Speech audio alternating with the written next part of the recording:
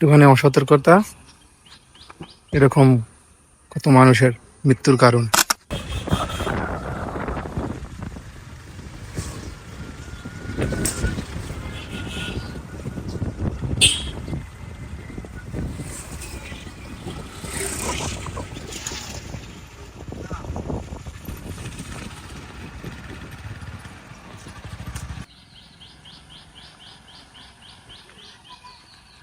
একটুখানি অসতর্কতা এরকম কত মানুষের মৃত্যুর কারণ।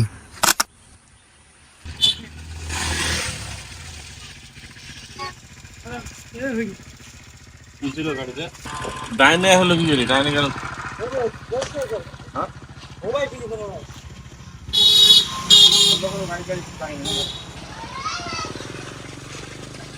আসসালামু আলাইকুম এভরিওয়ান, আশা করি সকলে ভালো আছেন।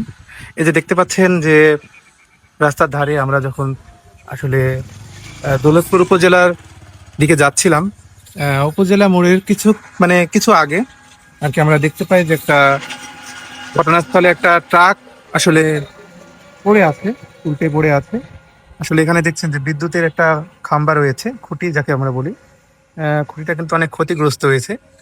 অন্যান্য খুঁটিগুলো আপনারা দেখতে পাচ্ছেন যে সচরাচর দাঁড়িয়ে আছে কলাম আকারে, কিন্তু এই খুঁটিটায় কিন্তু অনেক অনেক বড় সড়ো একটা আঘাত এনেছে, ঠিক আছে।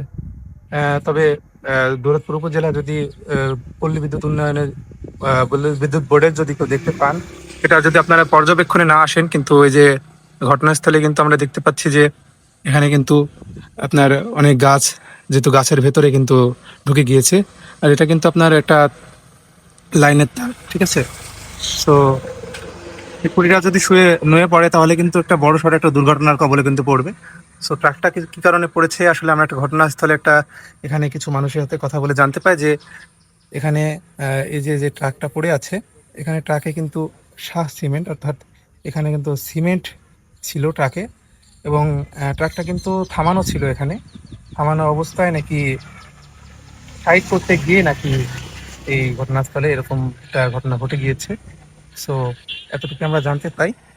সো আসলে ড্রাইভারদের অসতর্কতা আর অসতর্কতার কারণে কিন্তু এই যে দিন দিন কিন্তু এই দুর্ঘটনাগুলো বেড়েই চলছে।